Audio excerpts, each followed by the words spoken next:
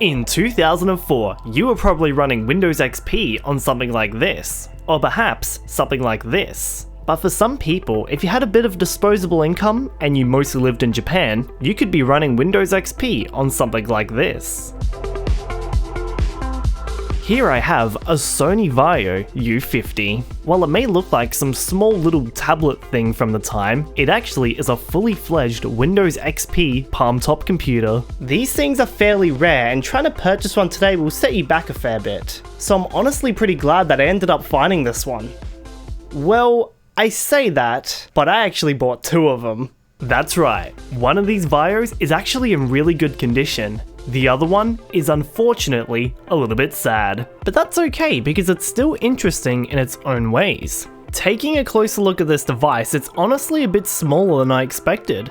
The screen on this device is only 5 inches, so it feels relatively small in the hand.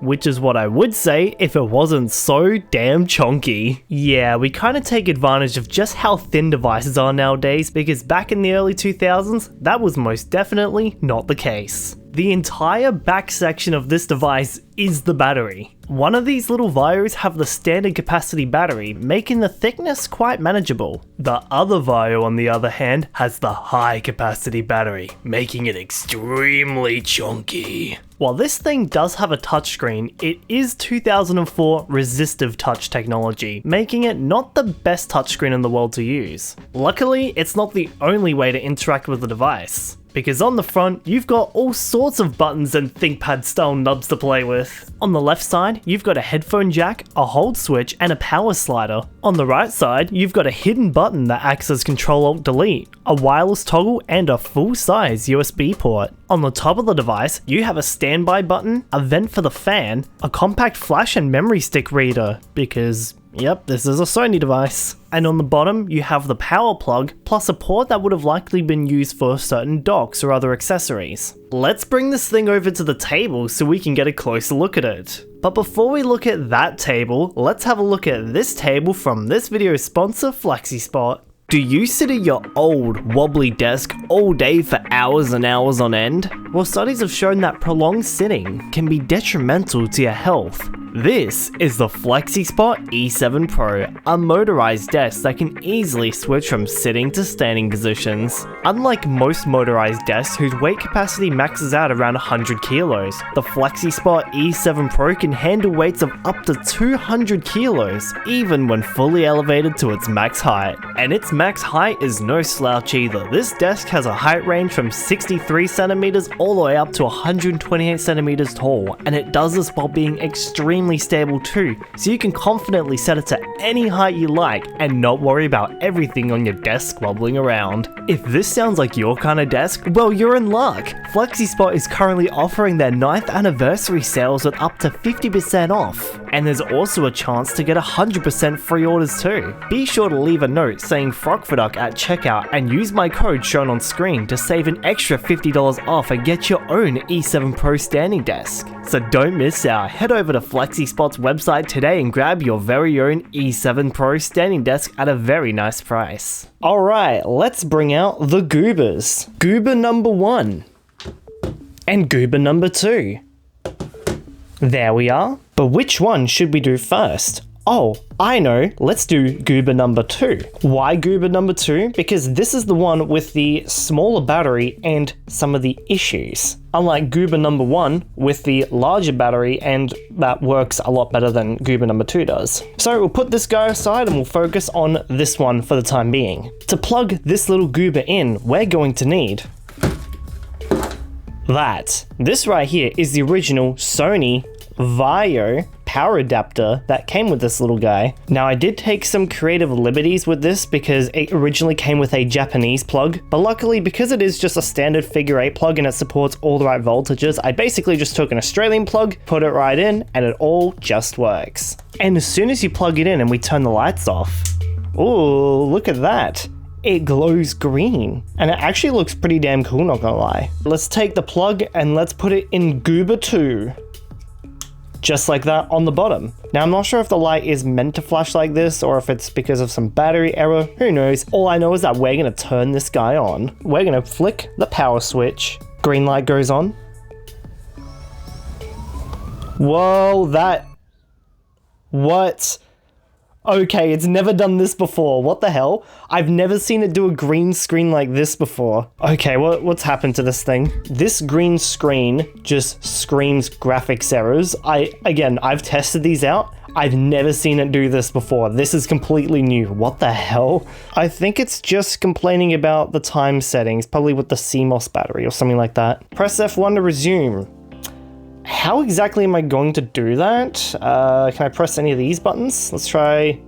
Whoa, what? Okay, I fixed it. Yay, I fixed it. Oh god, okay, now we're in the BIOS. Oh jeez. So if I do this, aha, here we go. Okay, so apparently trying to use this little jog button is making the screen go blue. Exit, discard changes. I think I pressed this little button here. Ah, we're doing it. Please boot into Windows XP. Now that's more like it. Also, that has got to be the coolest boot screen I've seen on a device from this era. Windows XP Home Edition, that's not right. Oh, the graphic, okay, hold on, I press a button that fixes the graphics. Nope, now it's broken again. Okay, if the graphics go all blue or green or whatever, I just press this button and everything fixes itself, apparently. We can use this little joystick here to move the mouse around the screen. Ha, look at that. But also for memory, I think that this unit has broken buttons. I think you can push down on this. Oh, and that works at least. Ah, yes, the Windows XP boot theme. Holy moly, there's games on here. There's games on here. This one had a pretty fast boot because the previous owner actually put an SSD in this model, while Goober number 1 over here still has its original hard drive. Maybe I could swap these out and play some of the games. What games have we got on here? We got Old School RuneScape, Monster Truck Madness 2, Star Wars Battlefront 2, Far Cry Age of Empires. We got some like actual games on here, what the hell? And now we're getting graphical issues on the screen again. Yeah, this model is a little bit sad, but it's actually a bit more sad than I thought. What? Oh no. Oh god. Why is it a CRT now? What the hell? Well, here we go. We've now just installed a CRT on this guy. What happens if I press the button? That's usually fixed it. Percussive maintenance? Oh, hold up. Yes! Yes, it works! Man, this really does feel like the future. Oh my god. Oh my god. I have never seen a device freak out this badly before. What the hell? What are we in? My documents. Pen aids? Wait, whoa. Pen aid? I might need some pen aid right now. By Toshiba? Oh crap, I put it in the music folder. No. Yeah, as you can see, this guy's a little bit sad. If I shake it around a bit. Oh, hold on, we somehow made it in there. Nope. Okay. Yeah, so I was testing these devices out before, and it's never done this before. This is the worst I've ever seen this freak out. Turns out this guy's a little more sad than I originally thought. I think we're going to shut this one down and have a look at Goober number 1. And then maybe at the end we can come back and see if we can play some games on this dying little guy here. Oh dear lord, let's shut down.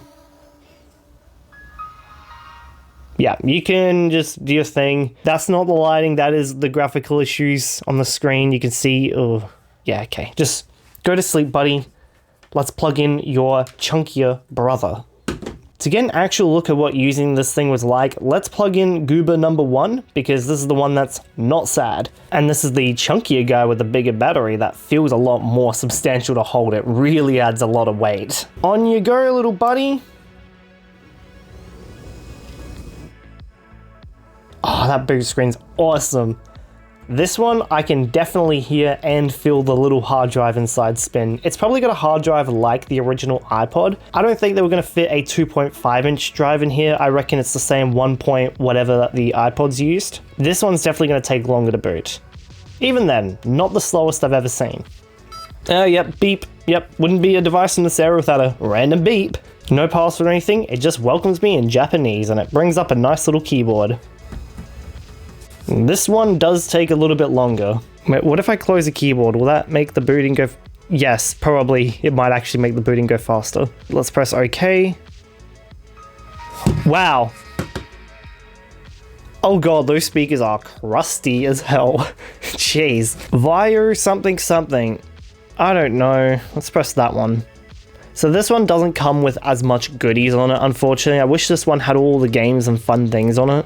But I mean, I guess I could always swap the hard drive and the SD card adapter between the two models if I try cracking it open, which I don't know how game I am to really do that. I mean, I can give it a shot, but we'll see. Let's go into the start menu and let's find control panel. And we're using the little nub to control it, but also it's a touchscreen too, so you can tap on the screen and do whatever you like. Here we are. I've pulled out a stylus from a Nintendo DS Lite, and it works pretty well. Now, clearly this thing isn't really built for pen input. You see it kind of mushing the screen a little bit, but honestly, light taps seem to work pretty well with this, so we're gonna give that a shot. Now I'm gonna try tapping on this one, see if I can get into system. Aha! I think I'm in the right spot. We've entered like classic view or whatever. If I double tap that guy, yes, this is exactly where I wanted to go to show off the specs. Here's our little goober here running Windows XP Service Pack 1. We have an Intel Celeron M running at 900 MHz with 500 megabytes of RAM. There are no gigs to be found here. Let's go back to the controls for a moment. So here we have the little pointer nub, just like a ThinkPad or any other laptop from this time period that had one. You just slightly push it and it moves your mouse around. This is probably the best way to control this guy. You can actually push on the little knob to do a left click. If I try to push to go home, that works too. And as we saw on the Kojinja model that we looked at last time, click up here if you want to watch it. It can be a little annoying when you're trying to zoom around, but then you accidentally press it. But it can also come in handy. Like, for example, if I want to double tap that, here we go. And then what happens if I click and drag? Oh, yep, we can do that. But clicking and dragging makes it way more sensitive, but that is an option that you can do.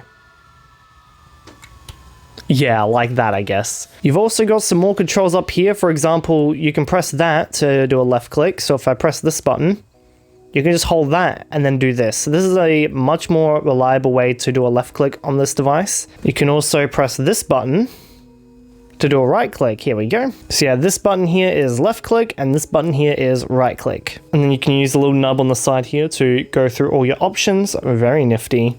And then what does this button do? If I press this, is this like a scroll button? I forget what this button does, so I guess we'll figure it out once we do some button mapping on this thing. This right here is a D-pad, so if I, for example, click on this item and then I press down, there we go, it takes a little bit for the hard drive to load, but then we can just start cycling through items like this, which comes in very handy, and then I think if I press the middle button, it should be enter. Beautiful, it is enter. Still don't know what this top button does though, but we'll figure it out. Look at that, there's even a little bump here so you know where the left click is. This actually feels quite comfortable. I'm pretty happy with this layout. I wish the buttons were a bit more substantial, but other than that, this is pretty damn decent. I have a feeling though, if we want to do any kind of emulation, we're going to have to hold the thing upside down, and hey, that could actually be kind of nice. We'll see how that goes soon. Let's press the zoom button. So the zoom button brings up this menu that lets us change our resolution. So currently we are on 800 by 600. If we go to 1024 by 768, what happens here? Okay, now we enter a resolution that's much higher than our display supports. So that means we can just kind of move around the system like this. Let's press zoom and let's go to the highest resolution possible, 1600 by 1200, which is actually a pretty good resolution by today's standards. And now things are lagging more and the fans are spinning up because there's just more pixels to push. Obviously, it's not really fun to run at this resolution, but hey, you have options and that's good, because if you have an app that's running that's way too small for your UI, you can do this to get around it. You can also press the rotate button here to, well, obviously rotate it. Okay, so it's doing portrait, so you can use it like this. I guess you can sit here and use it with a pen. On this button here, we have this thing here. So here we can mute, we can change our volume, we can press enter, make everything super loud. We can even go into our brightness settings and change that. We can actually turn off the backlight as well, which, I mean, if you're outside, this would actually be a super good way to save your battery and see the screen a bit easier, kind of like a Game Boy. But obviously it's harder for you guys to see, so we're going to put the brightness back up. But luckily I won't have to press this button because there's an actual dedicated brightness button here. Oh, okay, sorry, it can get even darker than that. There you go. So that's actually backlight off. Maybe we can try taking this guy outside to see how visible this is in the sun with the backlight off. Alright, here's the display at full brightness. Now we're going into the sun. Yeah, it's reflective enough that even with the backlight, I'm able to actually see quite a bit. But if I turn off the backlight, you can actually see quite a bit in the sun. Look at that, you can Vaio on the go and still pretty much see everything because they seem to have made it quite reflective. Although you have to position it right, because if you do it like that, you can't see anything. But if you do it like this with the sun behind you, hey, you can actually see quite a bit. That works pretty damn well. Then we have this little button, that's a pen. If We press it. H-E-L-L. Okay. Well, it tried, I guess. What does the hold switch do? Oh, okay, so that's kind of cool. Have you guys ever used a Nintendo 2DS? If so, you may know that that device can't fold. This guy thinks it's a laptop, but you can't close the lid on it, so how do you quickly put it to sleep? Well, on the Nintendo 2DS, they introduced a sleep switch on the side of the device, and that's exactly what this is. This just basically tells the computer, hey, I've closed the lid, even though there is no lid to close. If I flick it down, the computer wakes up like I've just opened the lid. So hey, that's kind of a nice feature actually. Good on you, Sony. In the side here, you also have a recessed Control-Alt-Delete button that you have to press with basically a pen like this. If I press it, it does Control-Alt-Delete, which gives us Task Manager. Wee, look at that. Task Manager is using 6,000 Ks, aka 6 megs of RAM. What does the standby button do? Oh, okay, so I think that hibernates it instead, or like puts it into actual sleep mode or something, I don't know. Alright, so that's the functions of the physical controls, but what about some of the software controls? Like, for example, we have the sidebar. This ain't Windows Vista, what's that doing on my Windows XP? Well, let's have a look. So if we press this guy, music, Vaio. Oh, we got this really nice boot animation. Oh god, it is starting to play some copyrighted music. How do I change the volume? Oh, good lord, the speaker on this thing is not very good. Who put Japanese jazz fusion on my Vaio? Whoever did, thank you. Vaio sample, okay, so maybe it's preloaded by Sony. If so, these are some damn good songs. I wish I could let you guys all hear the tracks, but I'm not sure if they're going to be copyright claimed or not, so I'm just not going to play it, but they sound really good. They sound exactly what you'd expect. It's just some Japanese jazz music, and it's good. Look how absolutely tiny these controls are. At least you have this little guy to help you out here. This thing now sounds like Nintendo DS music. The speakers on here are bad. That's probably the best way to put it. They are bad. We're going to try putting our own music on here to really test it out, but for now, let's look at the picture button. Does this not look PlayStation-esque? I mean, it would make sense. It's all Sony. Let's press this button. This is PlayStation-like. What the hell? This is like the PlayStation 3 UI. I don't know exactly what I'm doing here. New music? Okay. Do Vaio. Something. I don't know. Let's press OK. Uh-huh. No, oh, okay.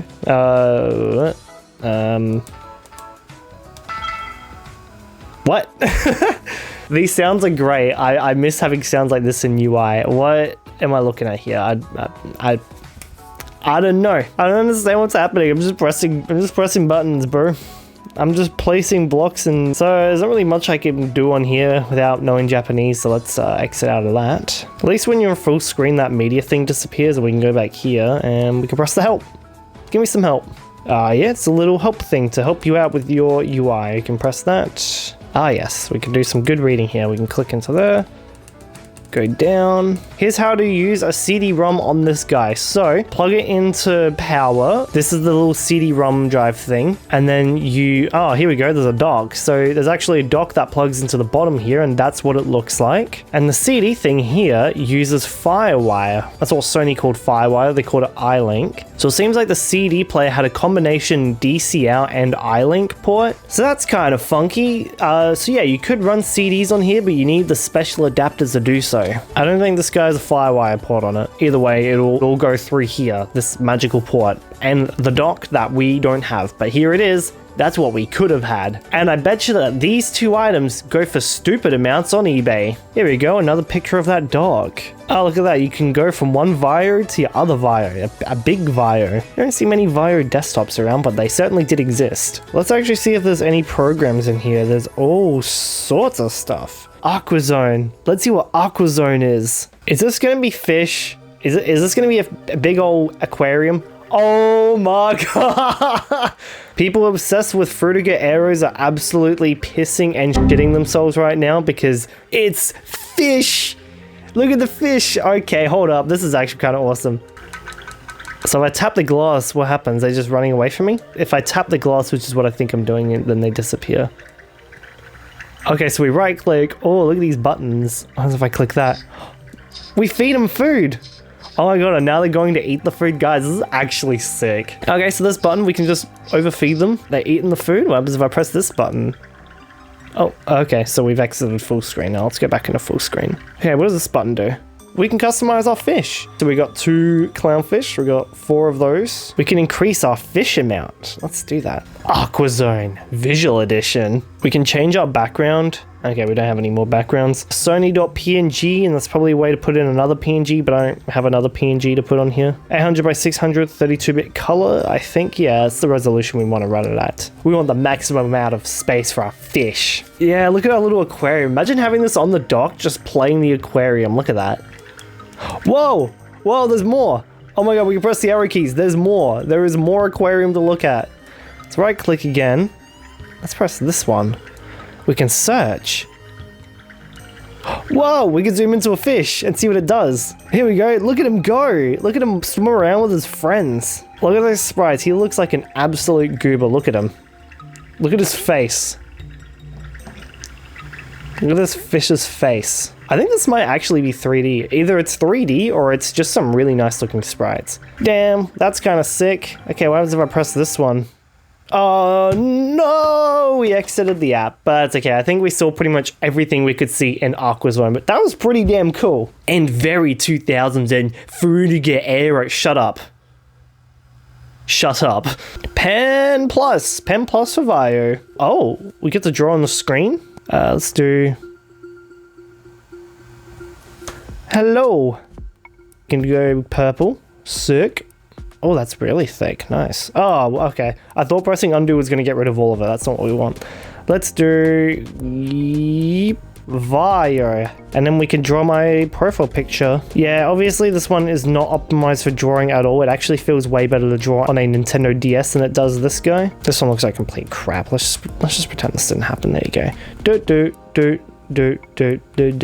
Yeah, okay, I give up. Sonic Stage. Oh, let's have a look at Sonic Stage. Is this that iTunes clone we saw just before? I think it might be. Oh, Sony Sonic Stage. There's probably some people who've used this before. Okay, look at that. This looks very Japanese. Oh, we got some tracks. Here we go. Vaio sample. Let's play. Oh, it's spinning! It's spinning! Look at it spin! It's still spinning even when it's paused. Look at that. This UI looks sick. I love this UI. A-Tracks here. Whoa, what is this UI? This is so cool. Look at this. I don't build it like this anymore. Don't really have much to listen to. I still need to load some tracks on here, so we'll leave that for now. But hey, Sonic Stage, you've probably used it in the past. Who knows? Well, that's a look at the interesting software that's on this little Vaio. I think we should try putting some media on here, such as our own music, and then we could try playing some games on this little guy and see how it handles it. Especially some of the games on this other guy, if the screen will allow it, because there's some actual bangers of games on there that we're gonna try, like Star Wars and Far Cry and all that stuff. So let's see how that runs on here. But first, media test. But how are we gonna put the media on the device? Indeed, we are just going to use a plain old USB. Because this little guy has a full fat USB port on the side of it.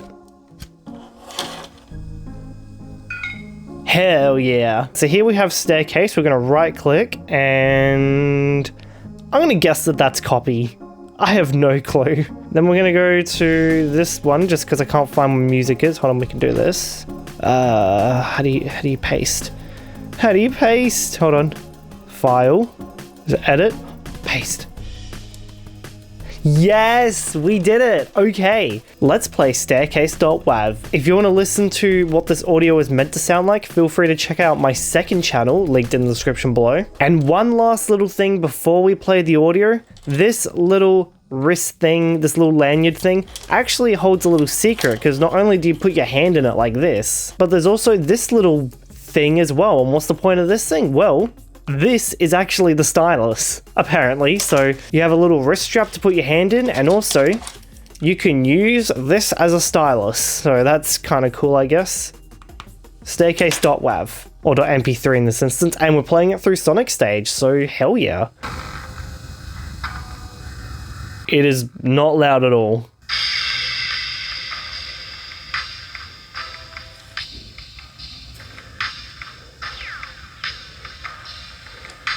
It's just insanely quiet. I can barely even hear it. I think these speakers are genuinely blown. Yeah, I think the speakers on this thing are absolutely cooked. We're going to have to try on the other Goober. Goober number 2. Let's switch devices. And here's Goober number 2, the problem child. This one doesn't have the special lanyard like the other one does. This one just has the standard wrist strap. This one doesn't have the built-in stylus wrist strap, but it's still a Sony branded one, so it's legit. Plug this guy in because it's only got the little battery, and we're gonna turn it on real quick with that super cool animation, and the screen is not spazzing out, so that's a good thing. It's oddly quiet because there's no hard drive. It's silent. One other thing about this broken guy is that if you press this button, it just teleports the mouse all the way up because these buttons just don't work for whatever reason. So I have to click using this button here, and here goes the screen. Yeah, the audio sounds less cooked, but the screen is way more cooked. Stop. Oh, this is like analog horror type stuff.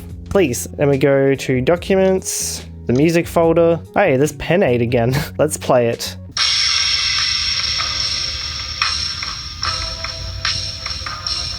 Well, the speakers are less crunchy, but it's still not very loud at all. These are pretty bad speakers. So it seems like if I swap out the SSD and speaker from this guy, I can make a perfect unit. I genuinely have zero clue how far we're gonna get in any of these games. So let's give it a shot. Let's try old school RuneScape. That's not good. That's okay. Alright, let's try Monster Truck Madness 2. And here is Monster. I'm gonna assume that's the game. Let's open this up. Here we go. Holy speakers. Oh, that is bad. Player name, evil, skill level, professional. Hold on, we're using the arrow keys. All right, we're doing this. This is arse. This is such arse to control. Oh my god. Hey, look at that. It's doing pure 3D. Look at that. It's doing 3D graphics. Look at them water reflections. God damn, that's impressive. I don't really know how impressive this game is for running on something like this, but it's handling it beautifully. Look at this. This is not fun to control. Please go forwards. Please go forwards. No, no, no, not in the water. Hilarious. Laughing at my misery, I see. What on earth has happened here? Oh my god. They're making fun of me in the game. I want to go this way. I want to go off the track. What happens if I go off the track? There we go. Oh, yes. Yes. Don't know what that means, but okay. Thanks. I'm going to assume that's bad. Oh, no. We're like actually in the water now.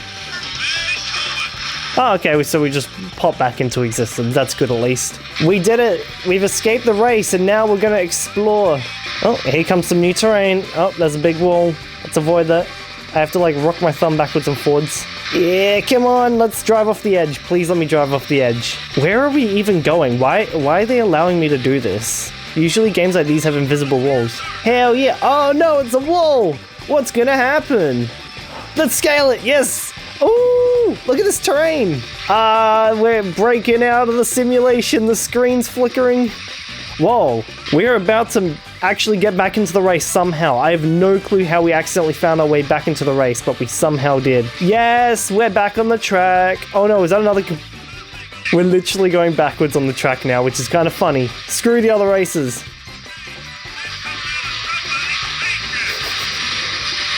Look at that, we're just... Oh, okay. Guy somehow ended up on top of me. What? What just happened with that other truck? That other truck was on a helicopter. Is that like Lakitu in this game? What the hell? I love the physics in this game. They are so jank. I've never played this game before, but it actually seems kind of fun. I might need to try some of these games out when I play some more Windows XP machines. Oh, that's right. The touchscreen doesn't work as well. So another thing about this model is that the touchscreen's balked, so we have to use this. Well, that was Monster Truck Madness 2. Actually pretty damn fun. I gotta try that on my own on like another device at some point. One that's a bit more optimal for Well, keyboard and mouse, obviously. Alright, what else we got? We have Star Wars Battlefront 2. I have no clue how we're going to control this, but that's the challenge. We'll figure it out. Here we go. Start game. Oh, I can feel the system getting hot now. Yeah, whatever that is.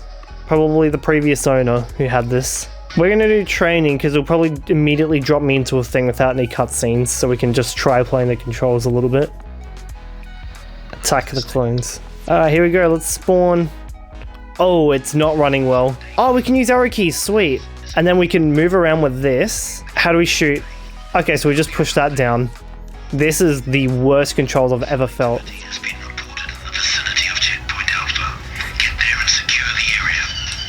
Okay, here's the problem, right? So I would have been able to walk and shoot like this, but unfortunately the buttons on this one are a bit messed up, so trying to press it is just screwing things up. Here we go. Oh, trying to shoot with this is so bad because I can't use the button. Or we can just hold it like this. You know what? This kind of works too. Yes, hold on. We're kind of doing it. We've got to move. We've got to play like this. Here we go. Ultimate Edition. Go! Shoot! Why is it not shooting? There we go. I feel like I'm trying to play with a brain-computer interface at the moment. This is just... there we go. We've done it. Using my thermal detonators with the right click, huh? Let's just hope and pray that the camera stays in the right spot. Oh dear. Hey, stop. Yeah, screw it. We're just gonna keep shooting it. Yeah, that works too. Oh no, here come the droid army. This thing's getting super hot at the moment. I have no way of playing. I have no way of properly playing this. This is just devastating. Well, that's Star Wars Battlefront 2. I don't know how to get out of this. Yeah, actually, how would I even get out of this? Screw it, we're gonna Control-Alt-Delete on the side here. The Control-Alt-Delete button on Goober 2 is literally jammed in there, so I can't even press it. We're trapped inside Star Wars Battlefront 2. Stand by. Oh, that's not happy at all. And press a button and it should take us out of that, and we should... Yes. Alright, let's play some Far Cry. Actually, how well is this game going to run here? I've got genuinely no clue. I have a feeling that this is going to struggle with Far Cry. Ubisoft, how are you doing in current year? You doing well? Crytek, could this thing run Crysis? I think this thing's about to cry. Alright, here we go. Campaign, let's do easy. Wow, this is very 2000s. You don't get editing like this anymore. The fan's kicking in and it's spinning pretty fast. It's pumping out a lot of heat from the top. Okay, here we go. Okay, the frame rate is respectable, but the artifacting is not. Okay, yeah, there's lots of artifacting. The frame rate is actually really good. It's just the graphical issues that are a bit bad. Yep, using mouse to look around, and then we have to do this. Hey, this kind of works actually. God damn. Oh wait, hold on, we got a jump button. Yes! Oh, we do. Sweet. We're kind of basically locked to tank controls because of the way this is situated. When there aren't graphical glitches, this is running pretty damn well. I'm impressed.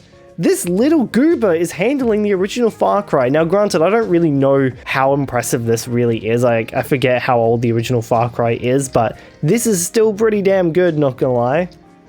Oh, no. Oh, no. How am I gonna crouch, huh? Are we crouching? Oh, no, wait, we just somehow did that. Okay, somehow pressing right click caused us to crouch. I have no clue how that even happened. Pressing right click is screwing up our camera, but it's making us crouch at the same time. That is so strange. I wonder if the previous owner has remapped these. Maybe he did. I don't know. Okay, which little bit of geometry can I get through? Let's try crouching. Nope.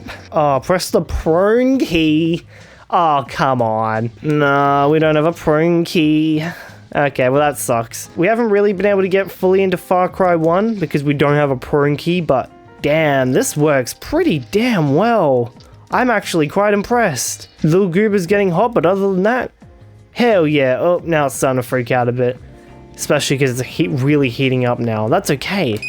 Let's exit out of this game. Well, there you go. That is gaming on this guy, at least the broken one. Yeah, so far, not bad. It's actually run quite a few 3D games on here. I'm actually quite impressed. While we're here, I might as well show how to remove the battery. So on top, you have these two latches, and it's pretty much just like a regular laptop from the time. You unlock it. Oh, hold on. I actually just locked it. If I flick that out now, there we go. This guy here is 1800 milliamp hours, which is not much. And if we have a look at Goober number 1, let's unlock that and then flick this one out. This guy is double the size at 3600 milliamp hours. Difference in thickness. God damn. There's two little hatches here. I wonder what's inside. Let's have a quick little look.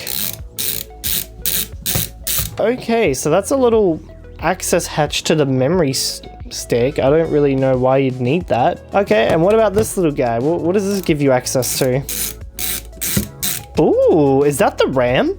This might actually be the RAM. Okay, interesting. I would have no clue how to remove this. I don't think I'm actually going to disassemble this device. I do want to swap out the speaker and the SD card adapter thing and put it into the better one, but I won't do that at the moment because 1, I'm currently not game enough to take this whole thing apart, and 2, I'm on a little bit of a time crunch on this video, so I won't have enough time to do that. What an interesting little fellow this guy is. And there we have it. That is the Sony Vaio U50 Palmtop computer, or whatever it's called. This thing is honestly insanely cool, and it would have been amazing to own one of these in 2004. Now granted, in 2004 I was only a year old, but I'm still sure that I would have appreciated it nonetheless. I honestly just love all the little touches like the boot animation, the light up buttons, and just the way the thing feels to use. It's great, and I really kind of miss getting little goobery devices like this. Unfortunately though, these kinds of devices are pretty much obsolete nowadays because of this little guy right here. Because, well, this is pretty much what everyone uses now, and there is quite literally no point to make